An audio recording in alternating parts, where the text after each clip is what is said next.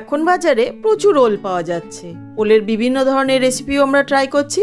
তো আজকে আমি নিয়ে চলে এসেছি ওলের একটা অন্যরকম রেসিপি। তার জন্য প্রথমে ওলটাকে কেটে নিচ্ছি, দিয়ে পেছনের যে খোসাটা সেটাকে বাদ দিয়ে দেখুন এইভাবে পুরো টুকরো টুকরো করে নিচ্ছি। একটু ছোট ছোট করে টুকরো করব, যাতে করে এটা ভাপাতে হবে প্রথমে, সময়টাও কম লাগে আর খুব সুন্দর করে সেদ্ধ হয়ে যায়। এই যে দেখুন এইরকম। কড়াইটা বহু পুরনো, এটা ইউজ করতে করতে না এইরকম হয়ে গেছে। দিয়ে দিচ্ছি 1 মগ জল আর হাফ চামচ মতো লবণ। এরপরে দিয়ে দিচ্ছি কেটে ধুয়ে রাখা ওলের টুকরোগুলো। এবার একটা ঢাকা দিয়ে ওলগুলোকে বেশ খানিকক্ষণ সেদ্ধ করে নিচ্ছি। হয়ে গেছে, এবার ঢাকাটা খুলে দেখে নিচ্ছি। হ্যাঁ দেখুন কি সুন্দর ভেপে গেছে, একদম গলেও অথচ যায়নি।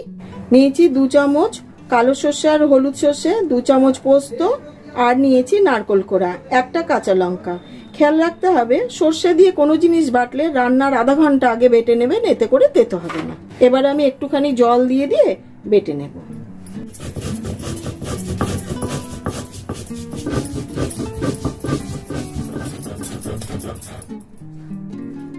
খুব ভালো করে বেটে নিয়েছি, এবার একটি বাটিতে তুলে নিচ্ছি।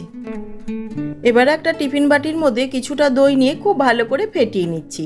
তার মধ্যে দিয়ে দিচ্ছি বেটে রাখা পোস্ত সর্ষের পেস্টটা 2 চামচ, কাশ্মীরি রেড চিলি পাউডার, হলুদ, প্রয়োজন মতো লবণ, চিনি, আর এখন অল্প একটু সর্ষের তেল দিচ্ছি, আর একটু পরে দেবো, দিয়ে খুব ভালো করে ফেটিয়ে নিচ্ছি।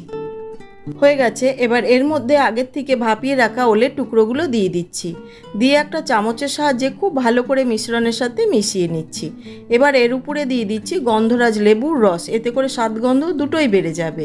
এবার দিয়ে দিচ্ছি কয়েকটা কাঁচা লঙ্কা কুচি, ঝালটা আপনাদের ইচ্ছা মতন দিয়ে দেবেন। দিয়ে দিলাম সামান্য একটু সর্ষের তেল, দিয়ে ঢাকাটা লাগিয়ে নিচ্ছি। ওদিকে কড়াইতে জল গরম হতে দিয়েছিলাম, তার মধ্যে একটা স্ট্যান্ড দিয়ে এবার বাটিটাকে বসিয়ে 10 থেকে 12 মিনিটের জন্য ঢাকা দিয়ে স্টিম হতে দিচ্ছি।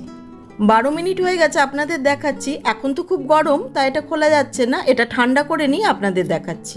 চলে এসেছি বেশ কিছুক্ষণ পর, বাটিটা হালকা গরম আছে, হাতে ধরা যাচ্ছে না। আমি নামিয়ে নিচ্ছি। এবার বাটিটা আস্তে করে খুলে নিচ্ছি, আপনারা একটু পরে খুলবেন, আপনাদের দেখানোর আছে বলে আমি তাড়াতাড়ি খুলে নিলাম। দিয়ে দিলাম একটা কাঁচা লঙ্কা, একটু কাঁচা সর্ষের তেল, আর একটা গন্ধরাজ লেবুর পাতা, এতে করে গন্ধটা খুব সুন্দর হবে। ব্যাস রেডি আজকের আমাদের রেসিপি গন্ধরাজ ওল ভাপা। গরম গরম ভাতের সাথে জমে যাবে।